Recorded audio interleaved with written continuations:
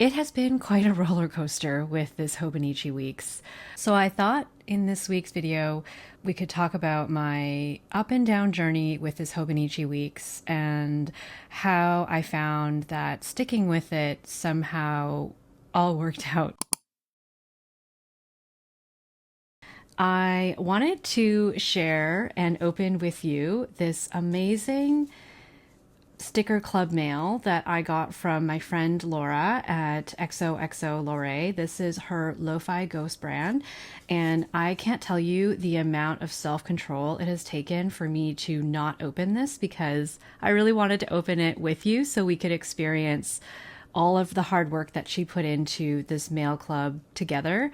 I know that she's been working really hard, and she has handmade all of the items in this envelope, and I honestly just can't wait to take a look at it. And I know sometimes I get comments that people wish that I could just get to the point of the video and not do all the long intros, but I just really want to take some time to promote my friend and to share my friend's amazing work. So that's what I'm going to do, but I will leave a timestamp. So if you do want to skip this part of the video, then by all means, you can jump to the Hobonichi Weeks chat. But I'm going to take a few minutes to celebrate my friend and all of the hard work that she has put into her recently launched sticker mail club.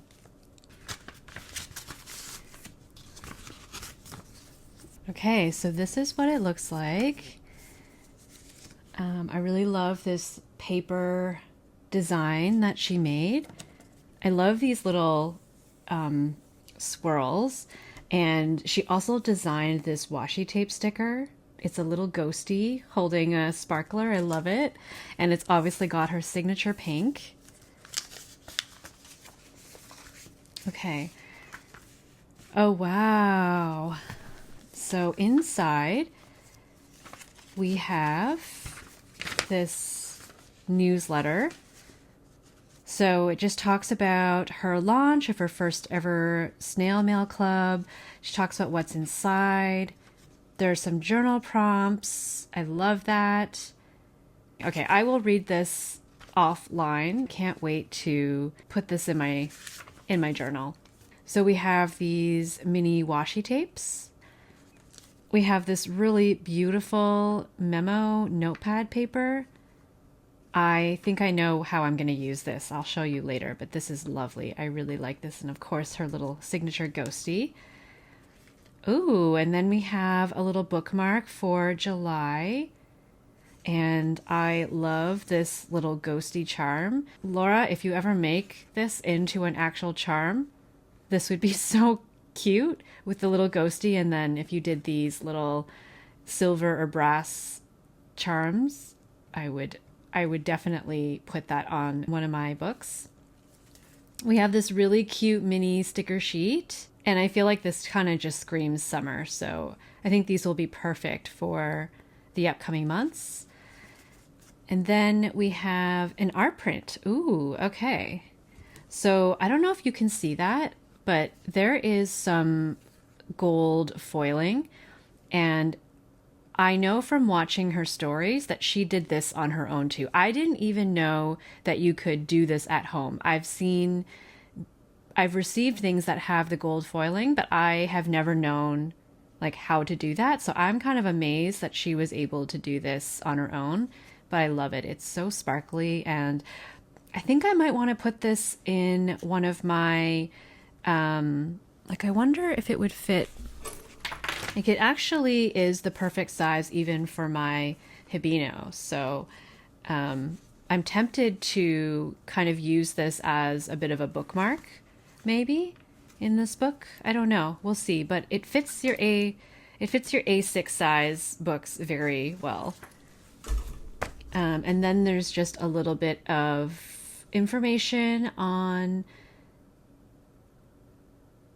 There's a little bit of information on this art print, and actually she mentions that this is printed a little bit off-centered for anyone who wants to punch holes in the postcards to put in their ring planner. So I think that is brilliant because I was also thinking that I might want to punch a hole in this and put this in one of my, potentially in my Me Plus rings binder.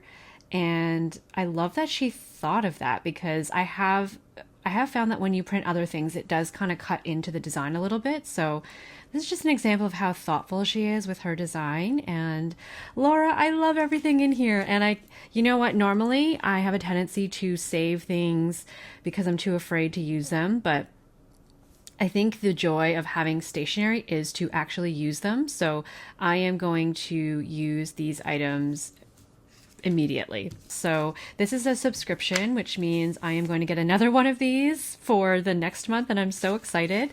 But I just wanted to share that with you, and I will leave a link below to her mail subscription site in case you want to check her out.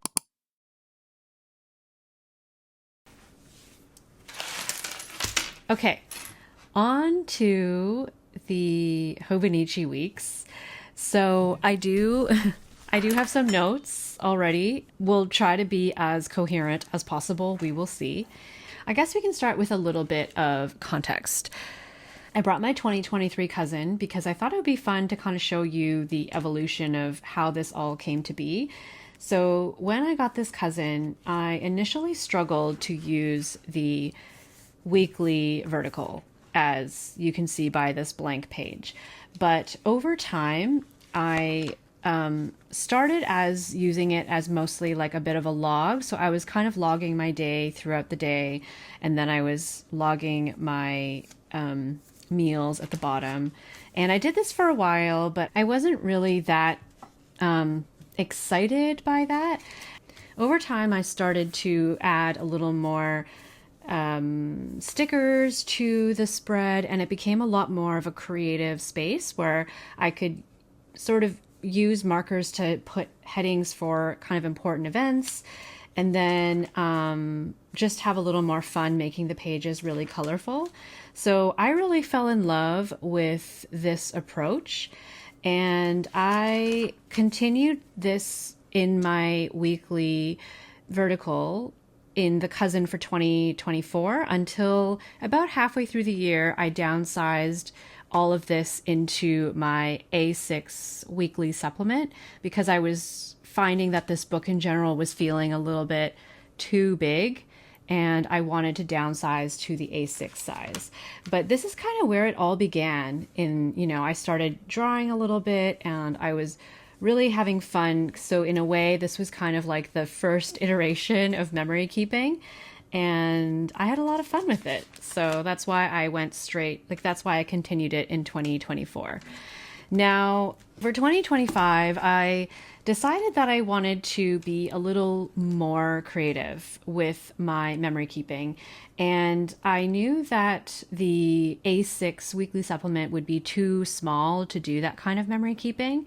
And so I made the decision to use the weekly vertical inserts from Traveler's Notebook because I was in Japan at the end of 2024, and I thought it would be really fun to get these inserts and stamp them while I was at the Traveler's Factory in Kyoto, and have these throughout the year to kind of remind me of this amazing trip that I had gone on.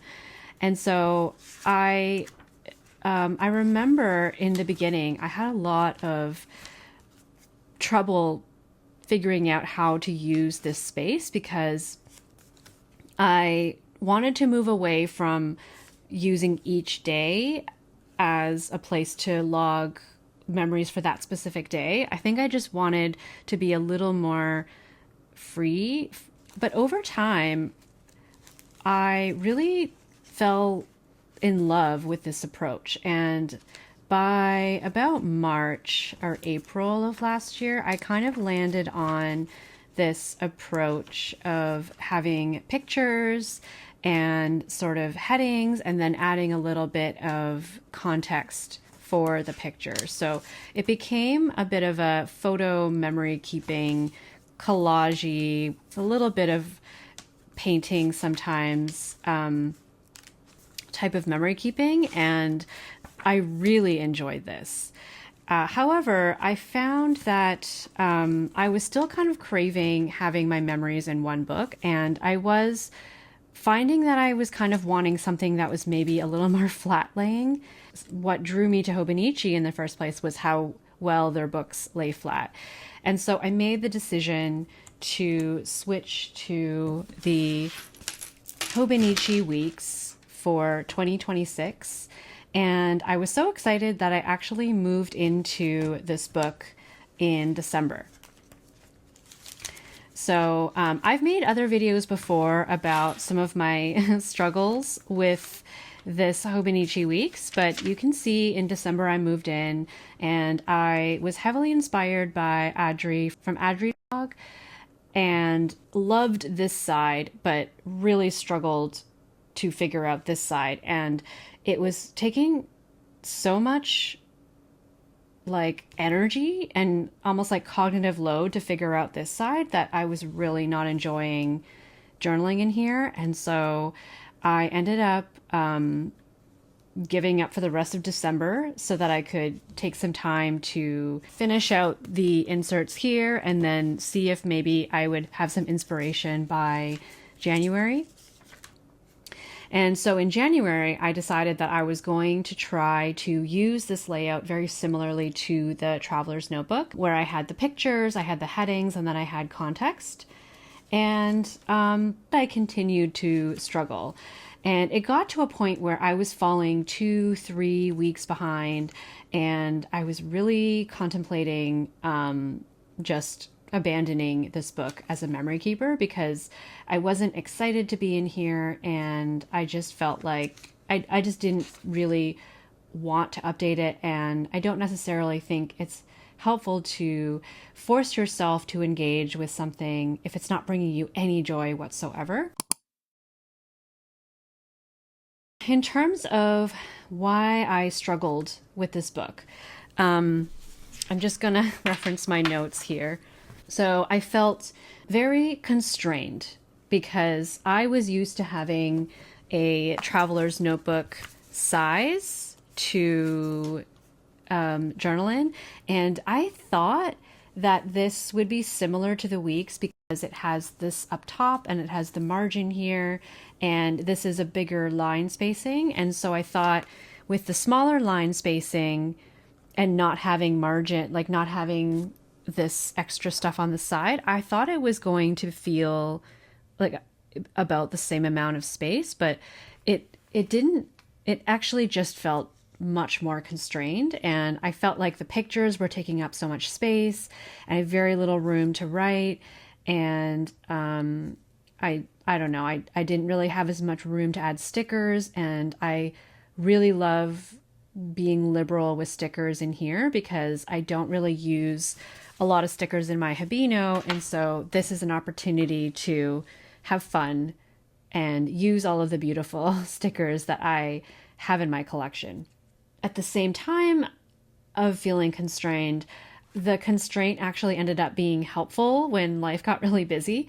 The other thing was, like, I felt like I was trying too hard to really recreate what I had in the Traveler's Notebook because it had worked so well last year that I thought I want to have multiple years of this exact same style.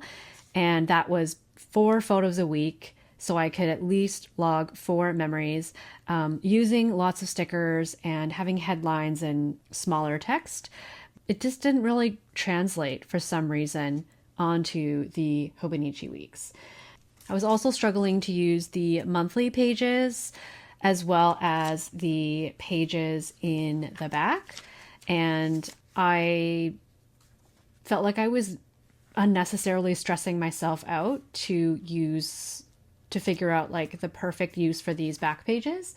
Whereas with this insert, I really only had to worry about the weekly pages. So it just felt like there was a lot more cognitive load when it came to using this book. And that was kind of taking the fun away from it. Otherwise, I was really loving that this was a whole year in one book, and I love this flat lay. It's still laying pretty flat when I use it, which I think is lovely. Over the last few months, I have made some changes, and I've also not made changes. Let me explain. So some of the changes that I made are that I tried to find ways to make me want to pick up this book more often. I was thinking about my traveler's notebook, the one that I use for long form journaling. I've been in this traveler's notebook for so long because I have developed quite a connection to it, and especially with the one that I have now, it's just so unique and customized to me that I feel very attached and emotionally connected to it. And so I added some charms to the book, and I absolutely love looking at these whenever I pick up my weeks. It reminds me of my friend's workshop where she found all of these vintage beads from Etsy, and then we made purse charms, which I then turned into a journal charm. It was a really fun experience, and I also walked away with some very beautiful charms that were customized to me, and now they live on my Hobonichi Weeks. I also added this pendant from a childhood necklace. It's a little jade to the bottom of one of the bookmarks, and then I also added this beautiful wabi-sabi brass charm from Baumkuchen on one of the other bookmarks. And one of my favorite customizations is I added this little corner keeper because I don't love the one that Hobonichi sells, and also because I didn't buy one when I made my Hobonichi order, I didn't want to have to buy a corner keeper from Hobonichi and have that be the only thing I buy. And they weren't available readily in local stores because it was kind of off season. So I ended up just taking the idea of it. I just cut a piece of cardboard. It's not even like perfectly cut. I covered it in washi tape, just the front. You can see the back. I didn't even finish it. And then I took one of these traveler's notebook elastics, and I just tied a knot. So it is a bit bumpy, but I don't really mind. And I put this little "Have a Nice Trip" bear charm on it. And I love it. So I just tuck it in. I used the little pocket that comes with the Hobonichi Weeks. I tuck it into the pocket. And then I have my very own page keeper, which I like a lot more than the official Hobonichi corner cutter that you can buy from them. So I think all of these things together just made me love grabbing my Hobonichi Weeks on a regular basis, just so I could kind of look at this cute bear and play with my little charms. And so the first thing that I changed really is mostly just customizing it a little more so that I would be excited to engage with it. The next thing that I did was I prioritized consistency over perfection.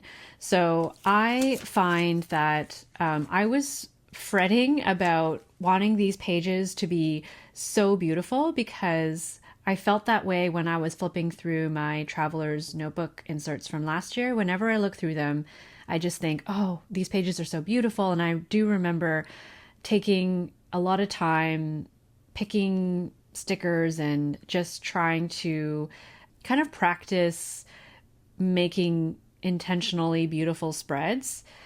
And as much as that can be fun, I find that can also that can bring out the perfectionist in me. And I tend to end up with this all or nothing thinking where I think it has to be like a perfect page, or I have to be in the right mood to make a perfect page. Otherwise, I don't want to do it. And so all that was really happening is that I ended up just not, like, I was avoiding getting in this page. And so I started to say, like, maybe don't worry about having too many stickers. Maybe don't even worry about always having 4 photos. So I even started experimenting with just printing less photos and printing like larger photos sometimes. And I just tried to focus on consistently filling out each week rather than trying to make sure that each week was perfect, if that makes sense. I found that over time, just filling this up and having more examples of other pages that were finished, even if they weren't perfect, was kind of like building on this momentum that eventually led to me really enjoying this book and being able to see it as a collection of pages. I realized I'd rather have a full book of completed pages than a few perfect pages. Another thing that I did was I really let myself play with the months. In the past, I have used the month as almost like a social tracker.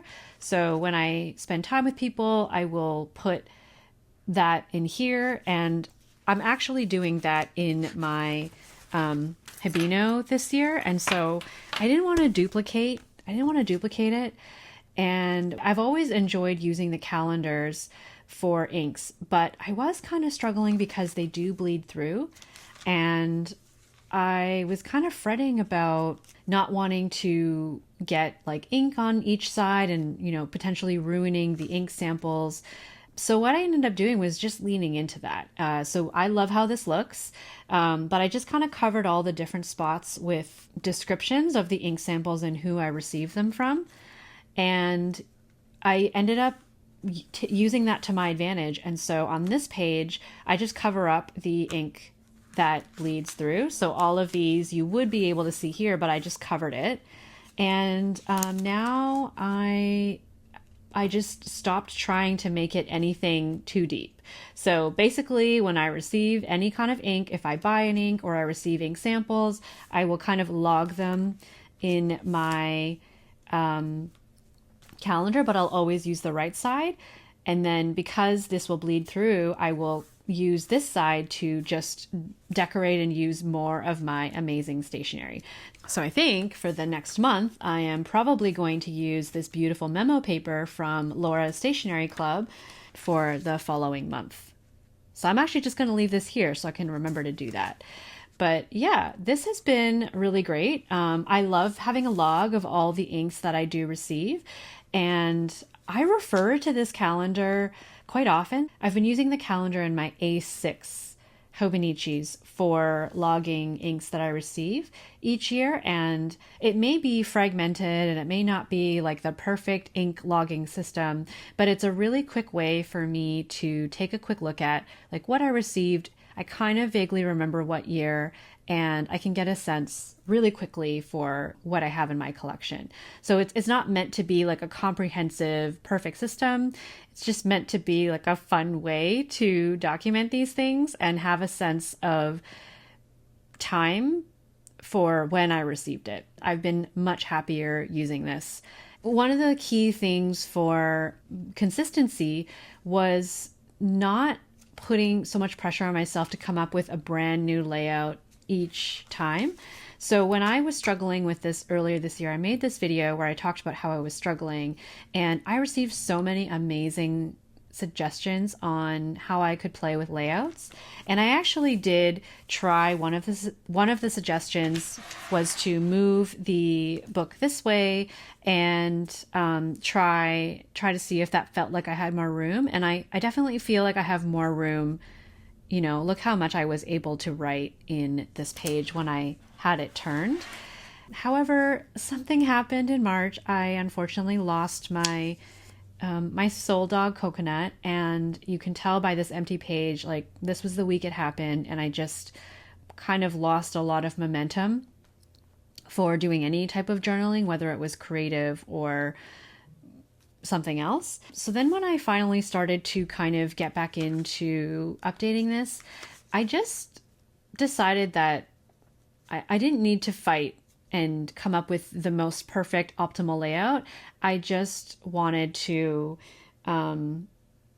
work with the weeks and not compare it to the TN and spend too much time trying to come up with a new layout each week. Another thing that I did was I just stopped pushing myself to use the back pages. There's lots of ways that I could use this, but if I'm not inspired to try, then I don't think I really want to put too much energy into doing this. So right now I had been using it for movie reviews, and I still think that I might go back as a as a backlogging thing if I feel like it. But right now, when I watch a movie, if I have some thoughts, I'm actually logging them in my Hibino instead, because I have so much room in here and I keep this on me all the time. And so it kind of just made sense to capture any thoughts that I had in here. And then if I want to do something a little more decorative, then I can do this, but I also don't have to. At the end of the day, this is for no one but myself. And also, I was logging movies that I really don't know that I needed to. So the other thing that I had talked about when I went over this with my friend Laura was, do I actually need to log every single movie? And I don't think I do. And every single TV show or every single movie, why do I need to do that? I think it's more so if there's something really memorable and something I really want to remember and I'm inspired to remember, then I'll probably make a little spread about it here. But if it's just something like a rewatch, like I tend to rewatch a lot of TV shows, it's a bit of a comfort thing for me. I don't really need to log that because I'm probably just watching it for a bit of comfort or emotional regulation rather than something that's new to me and that I might want to delve into or explore a little further. So I just decided it's not worth it to push myself to complete these pages just for the sake of completing and using every inch of this book because it was stressing me out. So another thing really in general, I think encompasses a lot of these things is just a mindset shift. So I stopped thinking like I have to fill out this whole book in order for it to be useful. I have to have something in the months that makes sense and corresponds to the weeks. And I need to use up all of the notes pages for something as well. Distancing myself from that mindset made me look forward to this book, and it felt less like a chore or less like something that needed a lot of my energy and attention when I engaged in this book. And I saw a lot of an all or nothing thinking that I was applying to here. Like I was thinking, if I can't do really beautiful pages, then I don't want to bother. Or write really thought-provoking reviews, then there's no point. Or if I don't figure out how to use these months properly, then I won't do it until I can figure out the perfect way to use my monthly pages. Instead of feeling this pressure to document every single highlight of my life, I've let go of this idea that I have to have all the pictures. I have to be so comprehensive that this is going to be the perfect representation of my life in 2026. In 10 years, I am not going to remember the things that I didn't put in here. And so whatever I feel like putting in here is what I feel like putting in here. And it's representative of what was important to me at the time. So if it's as simple as, hey, I got some stationery from a really cool store in Toronto, then that's what I'll remember. And that's the most important thing about this. It's not really completeness, because striving to try to log every single second or every single memory of my week, that sounds really stressful. I think if anything, it's really been like challenging this all or nothing mindset and be kinder to myself, or be a little more relaxed about how I'm thinking about and how I'm approaching this journal. And I talked about how I made like no changes. And honestly, I think something that really helped was not changing away from this book when I wanted to, or not trying to find a different solution. And this is not a statement about having any judgment of planner or journal hopping in any way. I think if something is not working and you're not enjoying it and you think something else might work out better for you, then it can be really exciting to try something else, and it might kickstart some new motivation and bring a lot more joy into your life. What it meant for me, and this is just for me, is that I know that I feel overwhelmed at the thought of trying to figure out a whole new system. I find it's exciting because it's kind of a hobby, but I put so much thought into these things that I usually just want to move on and, try whatever I'm doing. And then by the time a whole year rolls around, then I'm like, okay, I can think about maybe if I want to make changes for the next year. Because I felt overwhelmed with the idea of like, what would I do instead? I just kept updating this for the time being because I thought, well, I can't think of a better solution, or I don't really want to take the time to set up something new for myself. So why don't I just continue updating this, but maybe with less effort, maybe not putting so much pressure on myself because I might not finish this. And somehow along the way, I kind of found a peace with this book. Luckily, it worked out.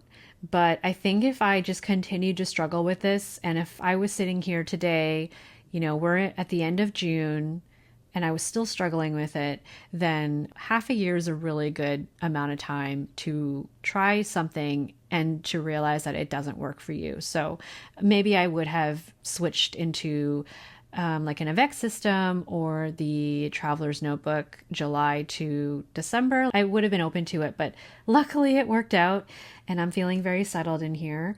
So somehow, even though none of these pages are, works of art, they are meaningful to me.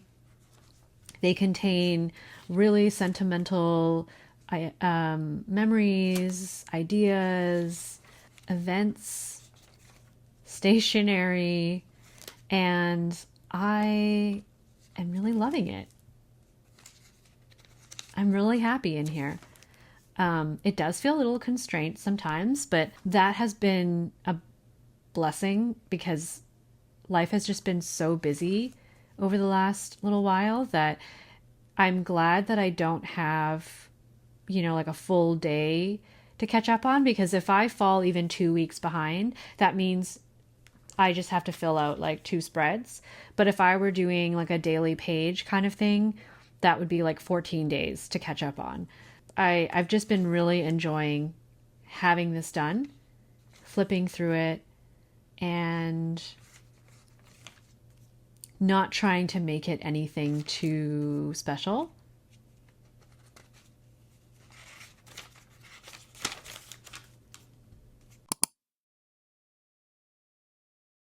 I have learned that having an all or nothing mindset on documenting all of my memories and making all my pages perfect and beautiful is holding me back.